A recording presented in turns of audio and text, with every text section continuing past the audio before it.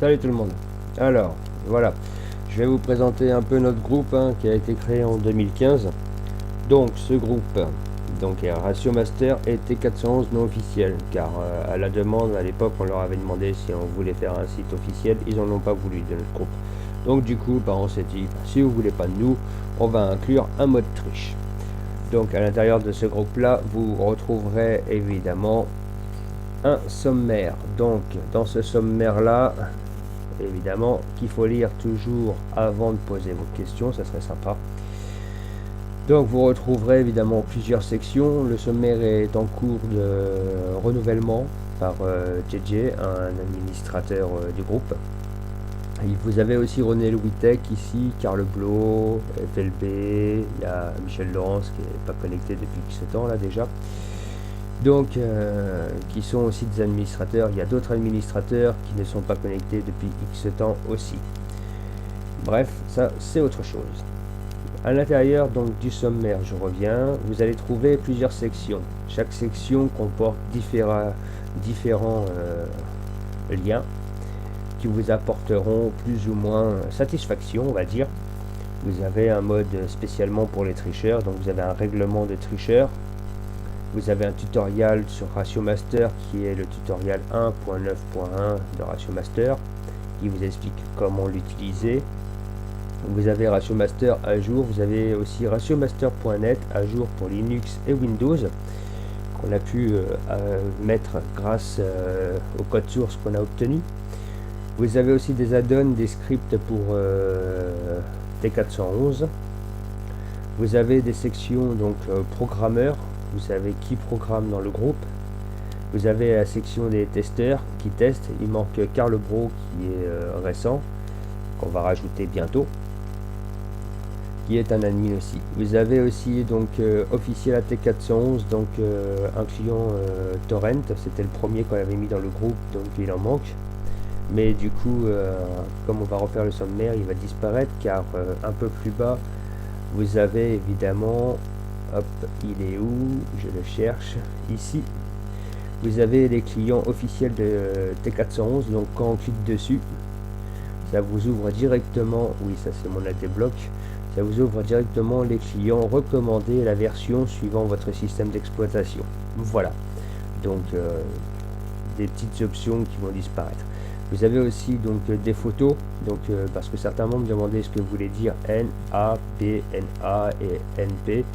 Donc en fin de compte, le N veut dire nouveau, le A veut dire approuvé, le P veut dire pending, nouveau approuvé et nouveau en pending. Voilà, tout simplement quoi. Si c'est pas dedans, c'est que c'est pas accepté par T411. Vous avez les clients aussi interdits par T411.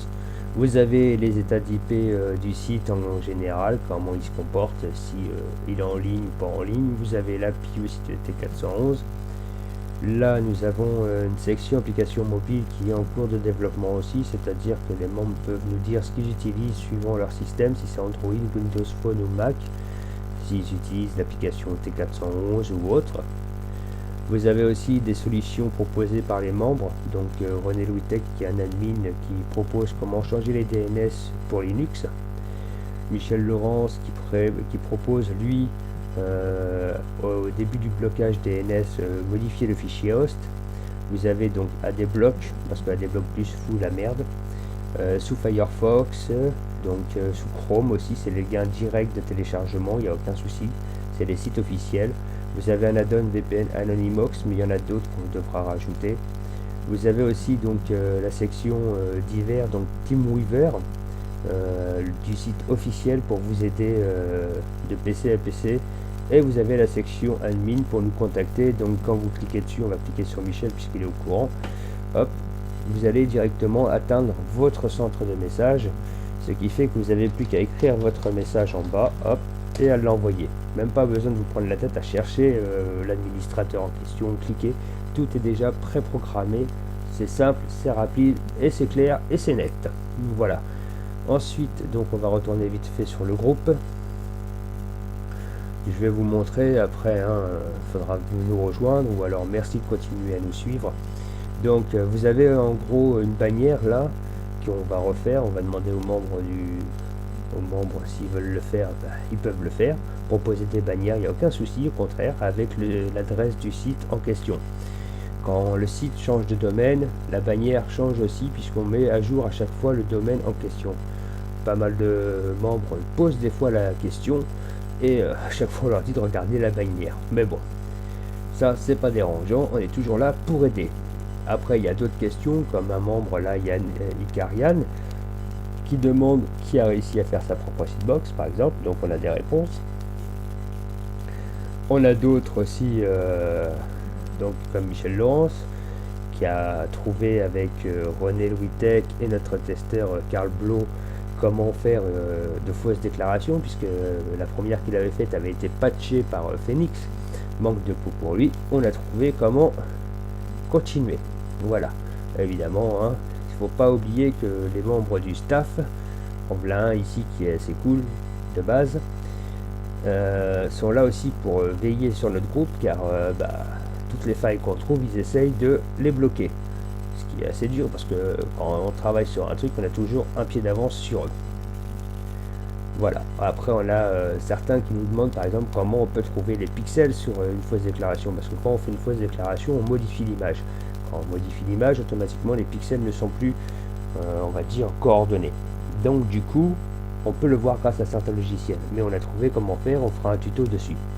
Nous avons d'autres membres du groupe aussi, des fois, qui se posent des questions, si c'est normal d'avoir, par exemple, voilà, une adresse officielle actuellement avec ça. Suspicion comme quoi la page c'est un phishing ou que c'est frauduleux, bon bref. En fin de compte, c'est tout à fait normal car T411 n'est plus répertorié par Google. Voilà. Mais bon, ça, c'est que des petits trucs, de rien du tout. Nous avons des fois, plusieurs fois les mêmes questions. Mais bon, c'est pas... il n'y a aucun souci là-dessus. Hein. On est toujours là pour aider, quoi qu'il arrive. Nous avons aussi dans le sommaire donc la liste des faux sites.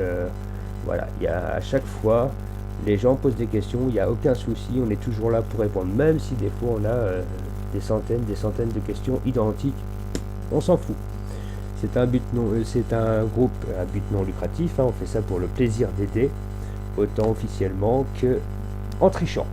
Voilà, donc sur ce, je vais vous laisser.